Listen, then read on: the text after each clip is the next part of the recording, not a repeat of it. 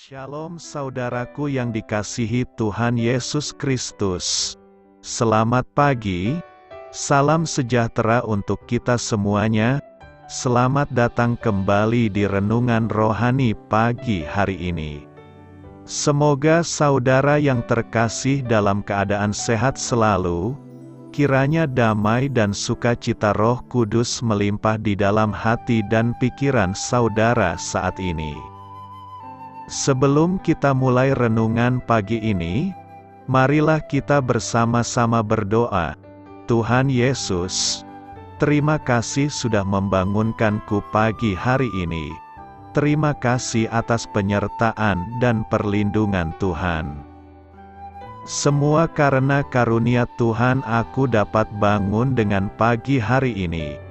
Aku menyerahkan seluruh aktivitasku hari ini ke dalam kuasa tangan Tuhan. Jauhkanku dari yang jahat, ya Tuhan. Tuhan Yesus, tolong lindungi dan berkati aktivitasku hari ini. Tolong berkati juga keluarga dan teman-temanku, Bapa Surgawi, oleh karya Roh Kudus.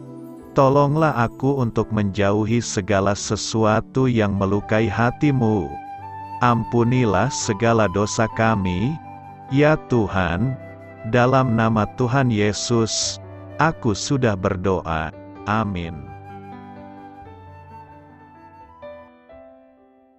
Sahabat saudara rohani, pembacaan ayat emas Alkitab renungan kita hari ini terambil dari kitab Yesaya 43 ayat 18 sampai dengan ayat 25. Firman-Nya, janganlah ingat-ingat hal-hal yang dahulu, dan janganlah perhatikan hal-hal yang dari zaman purbakala. Lihat, aku hendak membuat sesuatu yang baru, yang sekarang sudah tumbuh, belumkah kamu mengetahuinya? Ya, aku hendak membuat jalan di padang gurun dan sungai-sungai di padang belantara. Binatang hutan akan memuliakan aku, serigala dan burung unta. Sebab aku telah membuat air memancar di padang gurun dan sungai-sungai di padang belantara, untuk memberi minum umat pilihanku, umat yang telah kubentuk bagiku akan memberitakan kemasyhuranku. Sungguh, Engkau tidak memanggil aku, hai Yakub, dan engkau tidak bersusah-susah karena aku, hai Israel. Engkau tidak membawa domba korban bakaranmu bagiku, dan tidak memuliakan aku dengan korban sembelihanmu. Aku tidak memberati engkau dengan menuntut korban sajian atau menyusahi engkau dengan menuntut kemenyan. Engkau tidak membeli tebu wangi bagiku dengan uang atau mengenyangkan aku dengan lemak korban sembelihanmu. Tetapi engkau memberati aku dengan dosamu, engkau menyusahi aku dengan kesalahanmu. Akulah dia yang menghapus dosa pemberontakanmu oleh karena aku sendiri, dan aku tidak mengingat-ingat dosamu. Ayat renungan pagi kita terambil dari kitab Yesaya 43 ayat 18 sampai dengan ayat 25.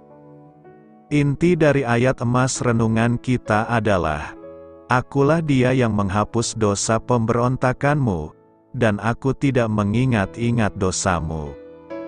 Mari kita mulai renungan pagi kita. Judul renungan kita hari ini adalah Mengampuni dan Melupakan. Renungan kita pada hari ini ditulis dan disusun oleh Kenneth Peterson. Mari kita mulai kisah inspiratif. Jill Price dilahirkan dengan kondisi yang disebut hipertimesia, kemampuan untuk mengingat secara mendetail dan tepat semua yang pernah terjadi kepadanya. Ia dapat memutar ulang dalam pikirannya semua peristiwa yang pernah dialaminya selama hidupnya. Serial TV berjudul Unforgettable berkisah tentang seorang perwira polisi wanita yang mengidap hipertimesia. Kondisi tersebut menguntungkan baginya, terutama untuk memenangi permainan trivia dan mengurai kasus kejahatan. Namun, bagi Jill Price, kondisi itu tidak terlalu menyenangkan. Ia tidak dapat melupakan momen-momen dalam kehidupannya ketika ia dikritik, mengalami kedukaan, ataupun melakukan sesuatu yang sangat disesalinya. Ia bisa berulang kali memutar adegan-adegan tersebut dalam kepalanya. Allah kita Maha Tahu, mungkin bisa disebut hipertimesia ilahi, dan Alkitab memberitahu kita bahwa pengetahuannya tidak terbatas. Kendati demikian, dalam kitab Yesaya kita membaca pernyataan yang paling memberi kepastian, Akulah dia yang menghapus dosa pemberontakanmu dan aku tidak mengingat-ingat dosamu. Kitab Ibrani menguatkan hal ini. Kita telah dikuduskan oleh persembahan tubuh Yesus Kristus dan Allah tidak lagi mengingat dosa-dosa dan kesalahan kita. Dengan mengakui dosa-dosa kita kepada Allah, kita dapat berhenti memutar ulang dosa-dosa itu dalam benak kita. Kita perlu melepaskan dosa-dosa itu.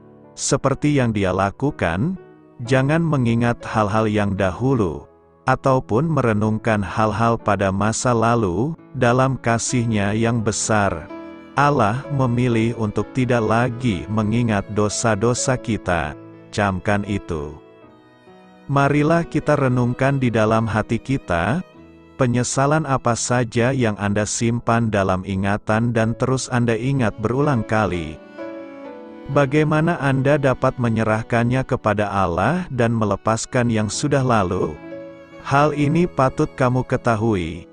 Umat Allah di Israel dan Yehuda hidup dengan tidak setia. Mereka sangat keras kepala menolak untuk bertobat dan kembali kepada Allah. Allah sudah memperingatkan mereka bahwa Dia akan memakai bangsa-bangsa asing untuk menghukum mereka karena kesetiaan mereka kepada perjanjian dengannya. Dengan latar belakang penghakiman yang keras itu, Allah mengingatkan mereka bahwa sebagai umat pilihan-Nya, mereka mempunyai ikatan yang tidak terpatahkan dengan Dia, bahkan meyakinkan mereka tentang kasih-Nya yang tidak berkesudahan. Engkau berharga di mataku dan mulia, dan aku ini mengasihi engkau. Allah berkata bahwa Dia akan menyelamatkan, menebus, dan memulihkan mereka jika hukuman telah diselesaikan. Dalam karunia dan belas kasihan-Nya, Dia akan menghapus kesalahan mereka dan mengampuni dosa-dosa mereka. Pengampunan itu tidak didasarkan pada apa yang pantas mereka peroleh, tetapi pada watak Allah sendiri. Aku mengampuni engkau karena begitulah sifatku. Aku tidak mengingat-ingat dosamu. Karakter Allah sebagai penebus. Yesaya 43 ayat 25 berkata, Akulah Dia yang menghapus dosa pelanggaranmu demi aku sendiri, dan aku tidak mengingat-ingat dosamu. Nas hari ini berbicara tentang karakter Allah sebagai penebus yang kuasa. Allah menyatakan bahwa Ia, dan hanya Ia, yang dapat menghapus dosa dan pelanggaran umat-Nya.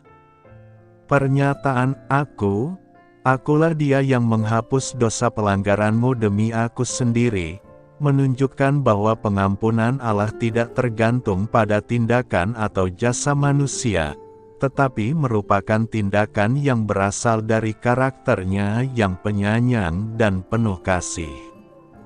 Pernyataan, aku tidak mengingat-ingat dosamu, menegaskan bahwa ketika Allah memberikan pengampunan, Ia tidak lagi mencatat dosa-dosa itu sebagai beban yang harus diingat atau dihukum. Ini adalah ungkapan dari karunia dan kemurahan hati Allah yang tak terbatas. Jadi, latar belakang ayat ini adalah janji Allah kepada umat-Nya untuk memberikan pengampunan dan pembebasan, meskipun mereka telah berdosa. Ayat ini mencerminkan sifat penyayang dan penuh kasih Allah yang siap mengampuni dan melupakan dosa-dosa umat-Nya yang bertobat. Apa yang hendak direnungkan dari nas hari ini?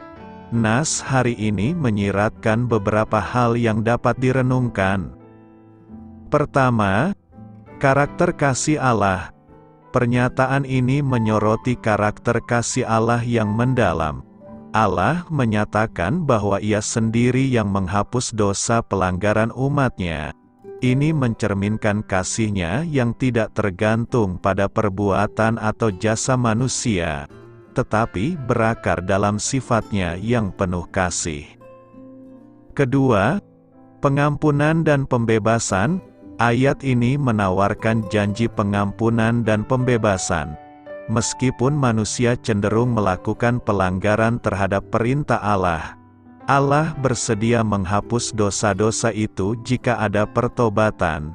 Ini mengajarkan kita tentang kekuatan pengampunan dan kebebasan yang diberikan oleh Allah kepada mereka yang merendahkan diri dan bertobat. Ketiga, kemurahan hati tanpa batas. Ungkapan, "Aku tidak mengingat-ingat dosamu," menggambarkan kemurahan hati Allah yang tak terbatas. Ketika Allah mengampuni, Ia tidak lagi mengingat dosa-dosa kita. Ini memberikan pengertian tentang betapa luasnya rahmat dan kemurahan hati Allah, serta kemampuannya untuk melupakan dosa-dosa kita. Keempat, tidak adanya ketergantungan pada manusia. Allah menegaskan bahwa pengampunannya tidak tergantung pada manusia atau apa yang dapat mereka tawarkan sebagai ganti dosa-dosa mereka. Ini merupakan peringatan bahwa keselamatan dan pengampunan datang dari kasih karunia Allah semata, bukan karena usaha atau jasa manusia. Kelima, pemulihan hubungan dengan Allah. Pernyataan ini menciptakan gambaran tentang pemulihan hubungan antara manusia dan Allah. Pengampunan Allah membuka jalan untuk memulihkan dan memperbaharui hubungan yang mungkin terputus karena dosa dan pelanggaran.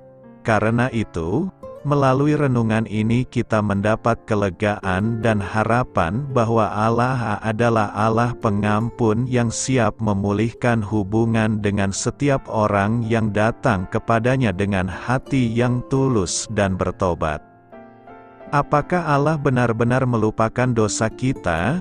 Bagaimana mungkin Allah yang Maha Tahu melupakan sesuatu? Ada beberapa bagian Alkitab yang memberi indikasi bahwa Allah mengampuni dan melupakan dosa kita.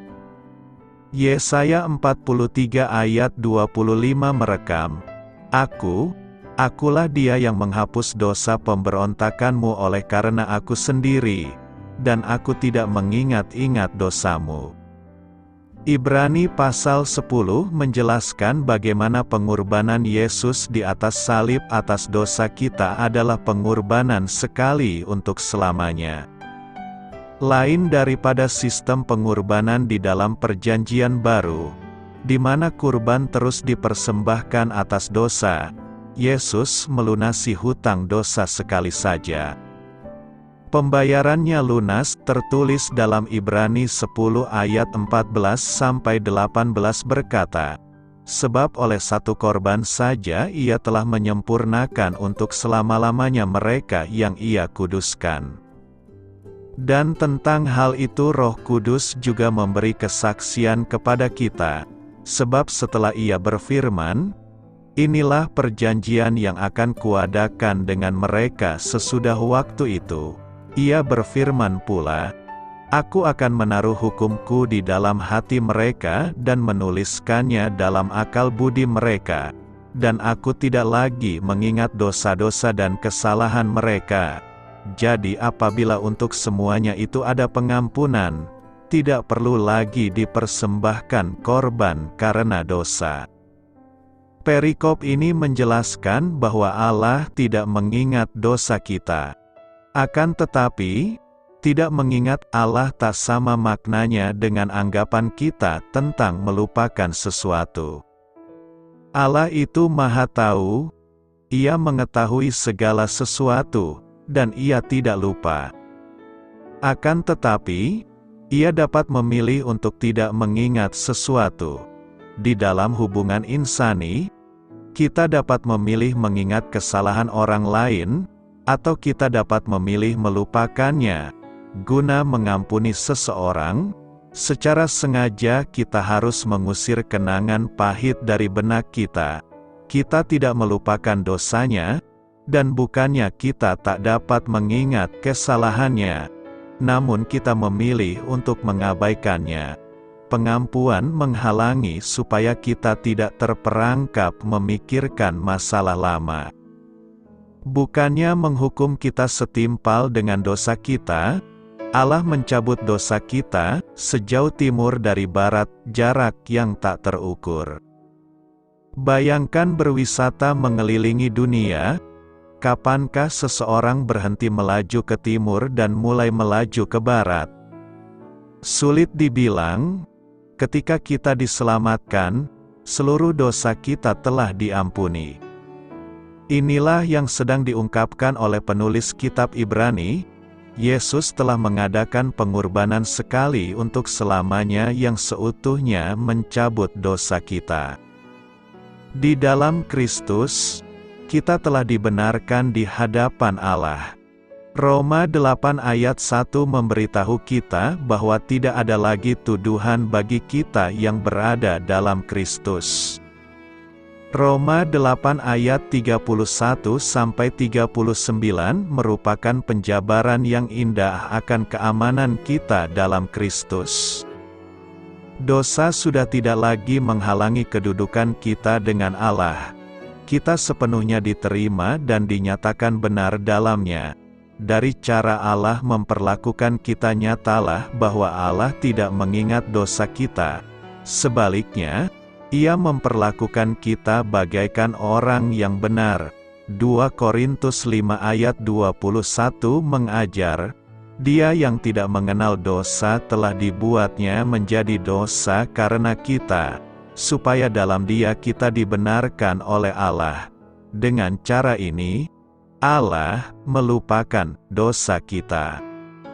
Sekalipun sebagai orang Kristen, kita masih melakukan dosa. Namun kita tahu bahwa Allah setia mengampuni. Allah membersihkan, dan Ia melewati hal itu. Ia tidak mengingatkan kita akan dosa-dosa terdahulu. Sebaliknya, Ia membebaskan kita dari perbudakan pada dosa supaya kita dapat mengalami hidup yang baru. Mengingat pengampunan Allah di dalam Kristus, kita dapat menggemakan pujian Raja Hizkia pada Sang Penebus kita, Engkau telah melemparkan segala dosaku jauh dari hadapan-Mu.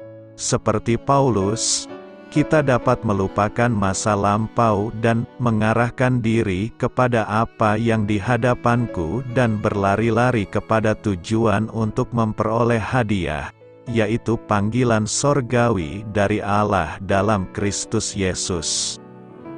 Lupakanlah masa lalu, pandanglah masa depan. Dalam memasuki dan menjalani minggu ini kita akan dikuatkan dan diarahkan firman Tuhan dengan tema, lupakanlah masa lalu, pandanglah masa depan. Masa lalu memang merupakan suatu bagian dari kehidupan seseorang. Setiap orang memiliki masa lalu entah buruk maupun baik. Masa lalu buruk seringkali menghantui langkah kita untuk melangkah maju demi mencapai kehidupan yang lebih baik. Hal yang harus dilakukan ialah ketika memiliki masa lalu buruk, berusahalah untuk memiliki semangat tinggi meraih kehidupan masa depan yang lebih baik. Jangan sampai masa lalu buruk terulang kembali. Justru hal tersebut bisa menjadi cambukan agar lebih giat dan bersemangat dalam meraih masa depan yang cemerlang. Orang yang hanya menyesali akan apa yang telah terjadi tidak akan mampu bangkit mencapai kehidupan yang lebih baik. Setiap orang memiliki kesempatan untuk berubah lebih baik dari sebelumnya. Mungkin memang tidak mudah saat melalui fase perubahan diri dari buruk menjadi baik. Akan tetapi, demi mendapatkan masa depan yang lebih baik, kamu tak perlu mencemaskan hal tersebut. Melangkahlah dengan hati yang mantap. Tak perlu kamu perhatikan setiap orang yang meremehkanmu karena suatu kesalahan yang telah kamu perbuat di masa lalu. Hilangkan penyesalan akan masa lalu. Jangan melihat masa lalu dengan penyesalan. Jangan pula melihat masa depan dengan ketakutan. Tapi lihatlah sekitarmu dengan penuh kesadaran. Rasa penyesalan yang berlebihan akan keadaan masa lalu buruk yang pernah terjadi memberikan dampak negatif pada hidup kita. Sebaiknya, hilangkan perasaan menyesal tersebut sehingga kita bisa berusaha mencapai masa depan yang lebih cemerlang. Tugas kita ialah meraih masa depan dengan penuh kebahagiaan. Tak perlu merasa takut untuk menggapainya karena dengan kegigihan dan perjuangan, kita dapat mencapai apa yang ingin kita dapatkan. Setiap orang memiliki masa lalu, tidak ada orang gagal yang tidak punya masa depan dan tidak ada orang sukses yang tidak punya masa lalu. Setiap orang memiliki masa lalu.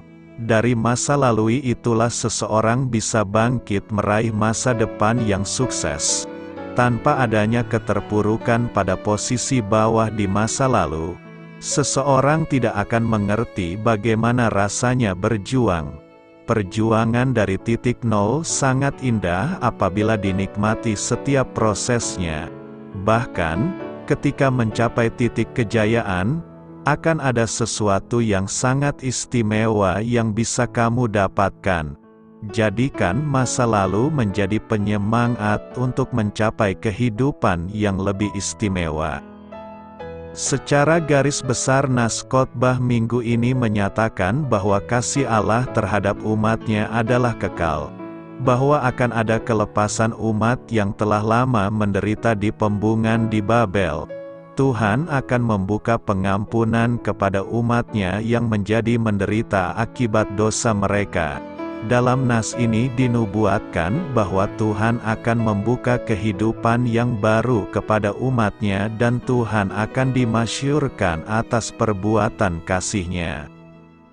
Bagaimanapun pergolakan politik antar bangsa ketika itu, Tuhan memiliki kedaulatan penuh atas kehidupan ini.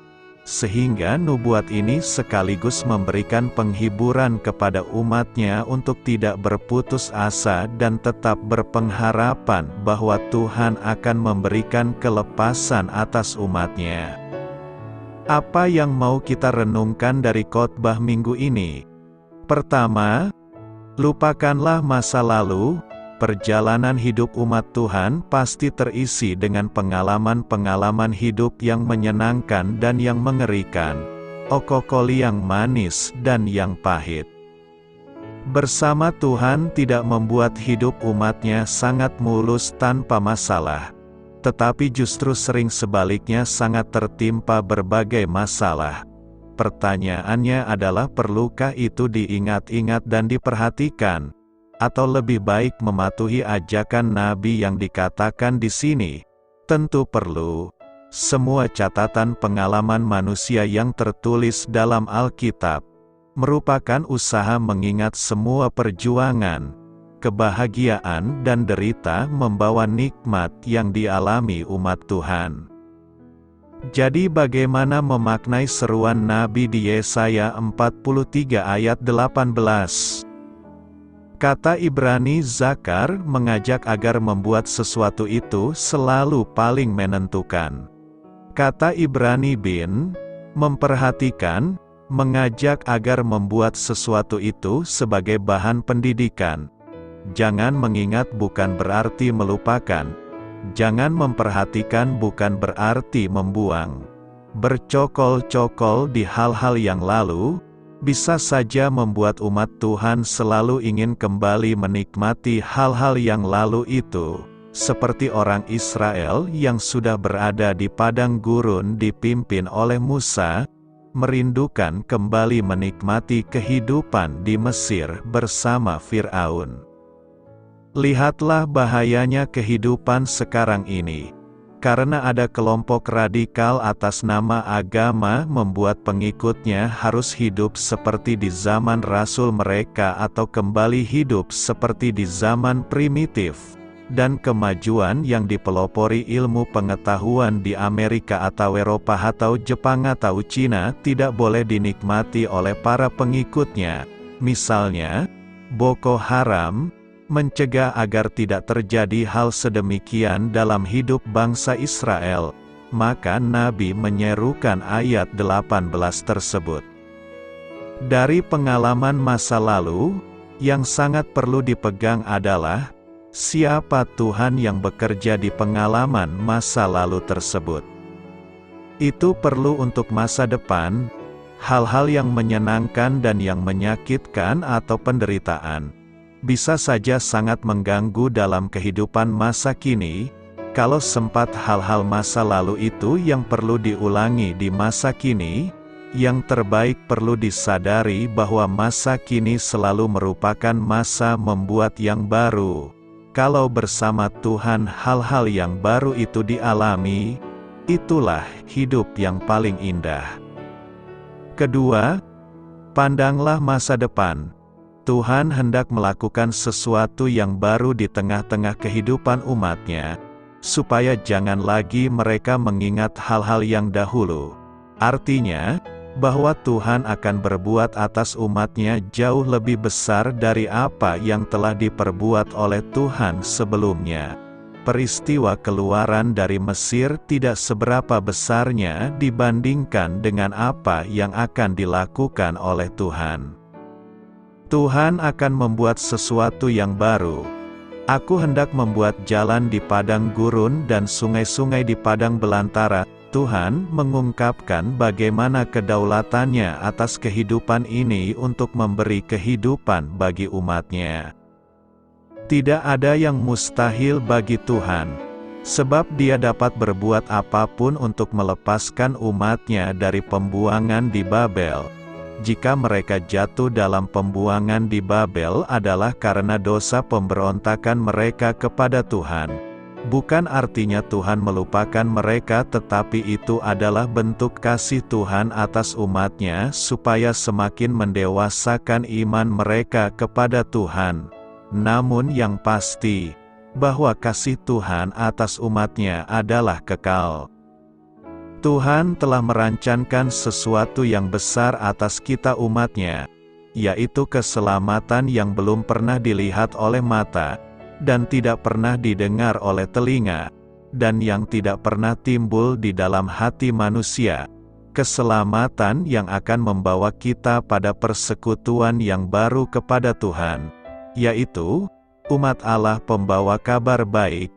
Umat yang akan dibentuk oleh Tuhan itu bukan lagi hanya umat yang menerima, tetapi juga umat yang membawa dan memberitakan keselamatan.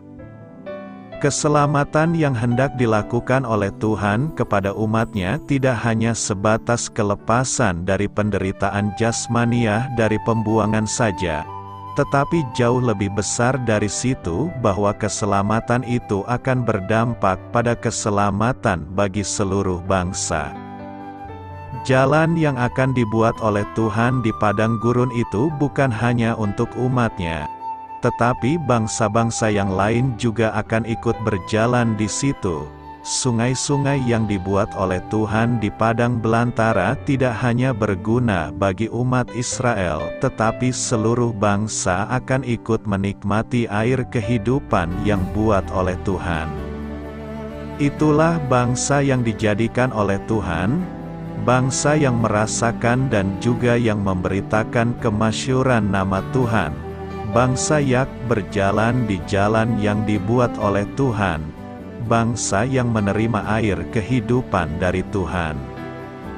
Tuhan memiliki rancangan tersendiri atas kehidupan ini. Ia pasti bertindak walaupun manusia menimbang-nimbang kemustahilan. Nubuat ini adalah pengharapan akan datangnya Mesias untuk memberi kelepasan kepada umatnya. Hal inilah yang dapat kita lihat di dalam Yesus Kristus, bahwa Ia telah menggenapi nubuatan ini. Kehidupan baru itu telah dinyatakan, bukan hanya kelepasan kepada umat Israel, tetapi juga kepada seluruh bangsa-bangsa ikut merasakan kasih karunia Tuhan. Anugerah Tuhan yang memanggil seluruh bangsa dari kegelapan dosa penderitaan, kesusahan, dan juga kepada berkat penyertaan Tuhan.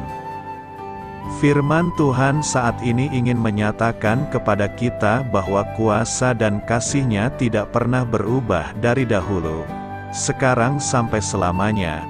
Dia tetaplah Allah yang sama yang berkuasa penuh atas kehidupan ini.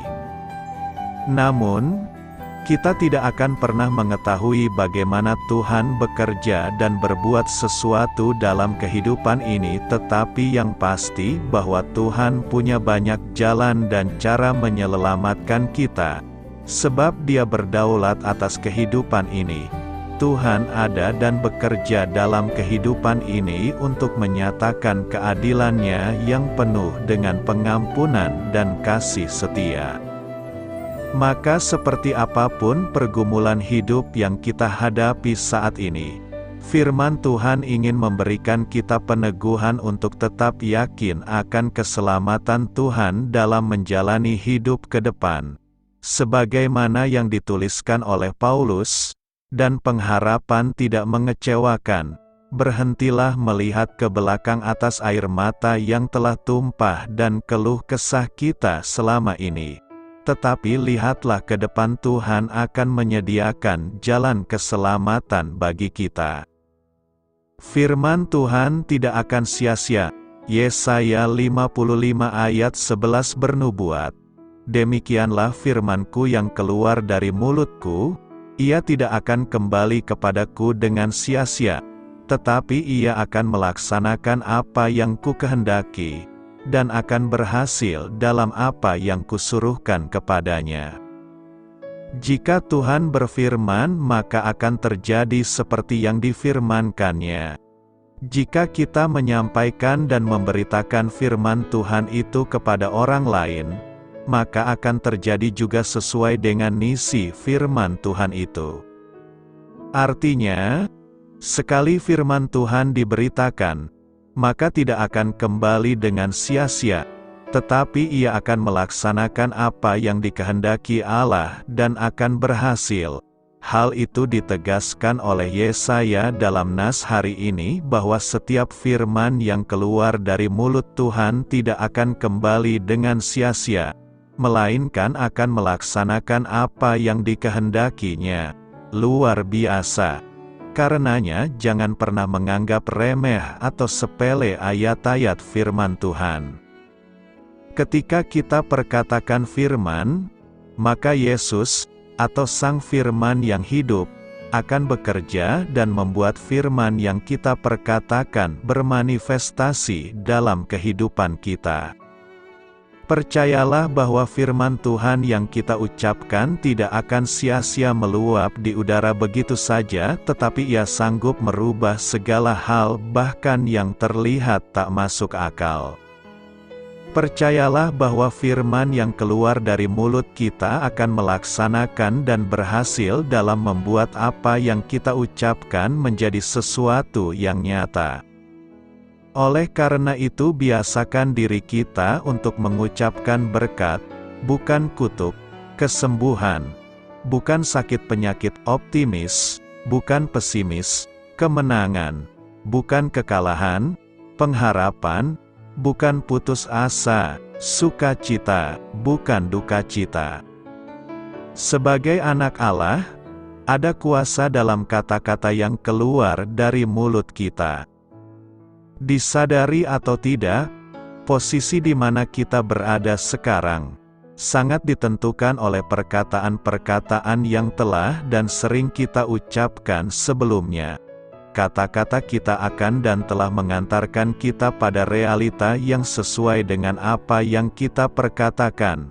Untuk itu biasakan diri kita untuk memperkatakan semua yang benar, semua yang mulia, semua yang adil, semua yang suci, semua yang manis, semua yang sedap didengar, semua yang disebut kebajikan dan patut dipuji.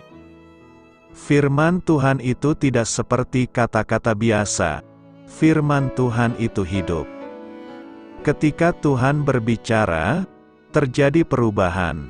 Segala sesuatu di sekitar kita, semua ciptaan ada karena Tuhan berfirman. Alkitab, atau firman Tuhan, jauh lebih besar dari sekedar buku panduan pengajaran. Firman Tuhan menghasilkan kehidupan, menciptakan iman, menghasilkan perubahan, membuat iblis takut, menyebabkan terjadinya mujizat, menyembuhkan luka-luka, membangun karakter, mengubahkan keadaan, memberikan sukacita, mengalahkan perlawanan, mengatasi godaan, memompa harapan, melepaskan kuasa, membersihkan pikiran kita, menjadikan segala sesuatu dan menjamin masa depan kita untuk selamanya.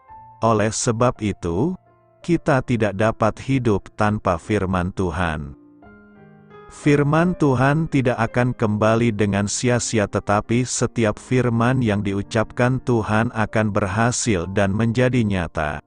Tuhan telah berfirman bahwa Ia akan membebaskan umat-Nya dari perbudakan Babel, dan akan menghantarkannya ke tanah perjanjian kepada nenek moyang bangsa Israel, dan di sana mereka akan membangun kembali Yerusalem. Dan benar, janji itu digenapi, bangsa Israel dibebaskan dan dihantar dengan damai. Firman Tuhan benar-benar berkuasa untuk menciptakan dan menyelamatkan. Setiap firman Tuhan yang kita baca dan sampaikan tidak akan kembali dengan sia-sia. Firman itu akan berproses dan membawa dampak dalam diri kita cepat atau lambat.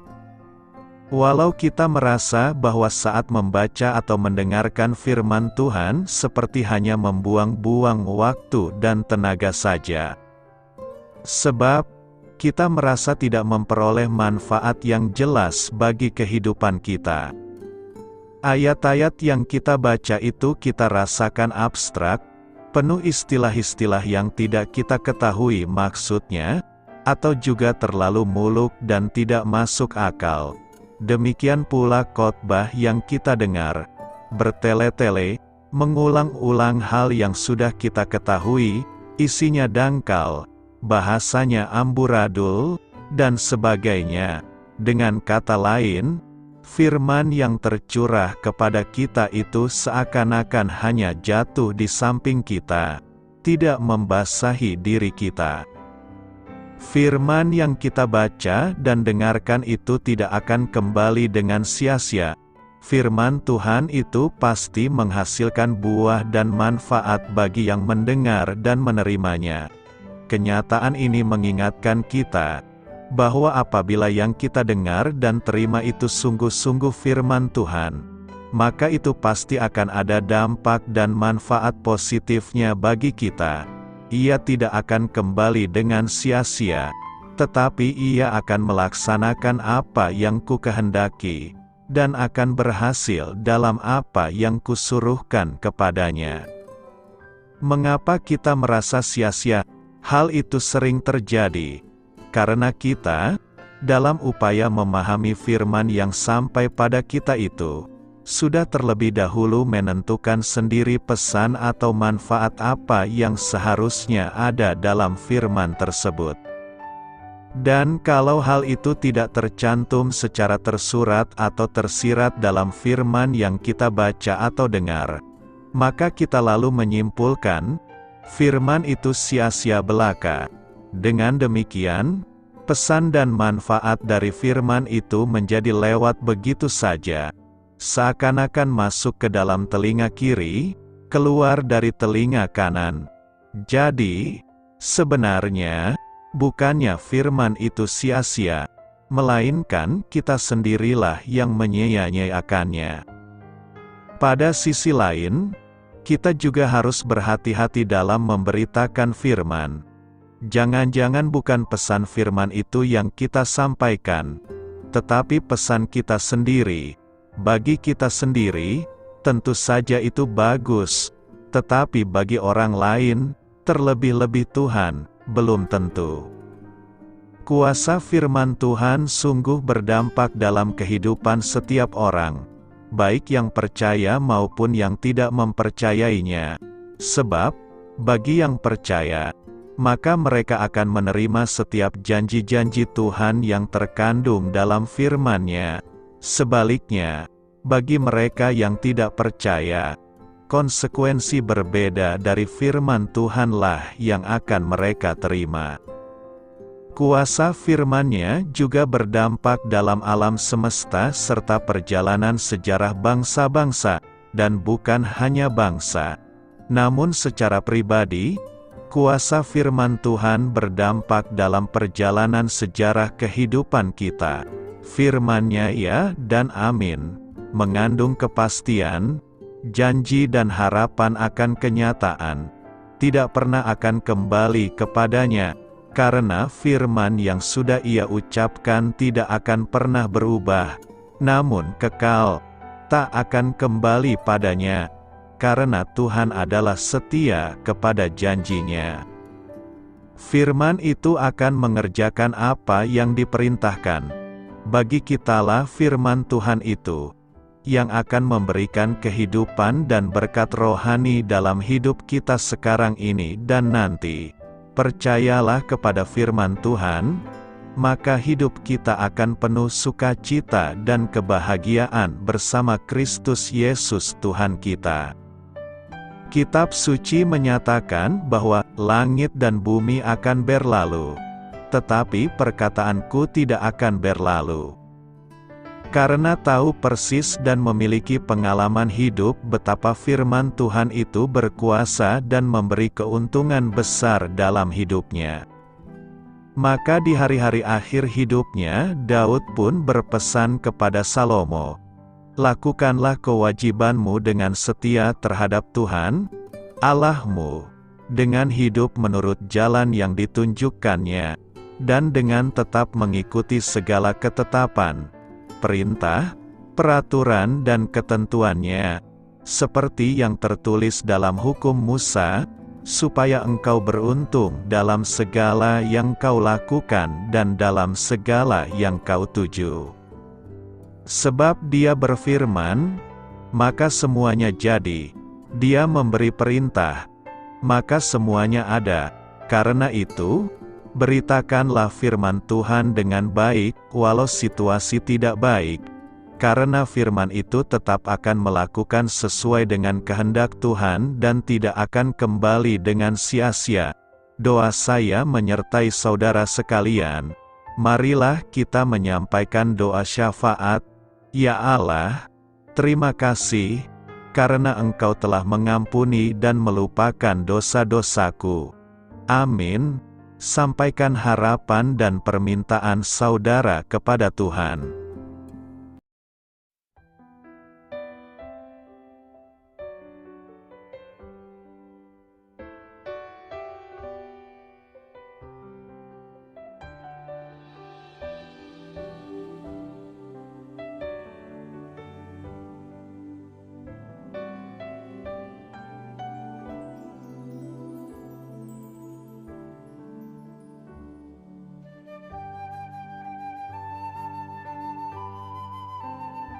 Marilah kita renungkan sahabat saudara rohani. Demikianlah renungan firman Tuhan pagi hari ini. Semoga menjadi berkat dalam hidup kita. Dan sebelum kita memulai segala aktivitas kita pagi hari ini, marilah kita berdoa. Selamat pagi Bapa, malam hari telah berganti pagi. Kehidupan baru telah Engkau berikan kembali bagi kami. Bapa Surgawi, tolonglah aku menyadari kebutuhan orang lain, supaya aku dapat membagikan apa yang telah Engkau berikan kepadaku. Pada saat aku membutuhkan, berilah aku keyakinan bahwa Engkau akan mencukupkanku, melalui orang-orang yang mengasihi-Mu, bukan karena kami pantas atau layak, namun karena kasih karunia-Mu kami boleh ada, sebagaimana kami ada di pagi hari ini. Terima kasih Tuhan, atas kesempatan baru yang telah Tuhan berikan kepada kami, untuk bisa memperbaiki diri agar kami bisa lebih layak di hadapan-Mu. Hari ini kami serahkan semua perkara dan kesulitan yang akan kami lalui ke dalam tangan-Mu. Biarkanlah kami bisa memuliakan-Mu dalam segala aktivitas yang akan kami lakukan. Amin. Biarlah firman Tuhan menjadi pengingat untuk kita semua, bahwa tuntunan dari Roh Kudus akan selalu memberi jalan keluar bagi setiap permasalahan hidup kita, dan memberi kedamaian di hati kita. Sampai jumpa di renungan pagi saudara rohani berikutnya. Kiranya Tuhan selalu memberkati saudara semua hari ini. Amin. Shalom.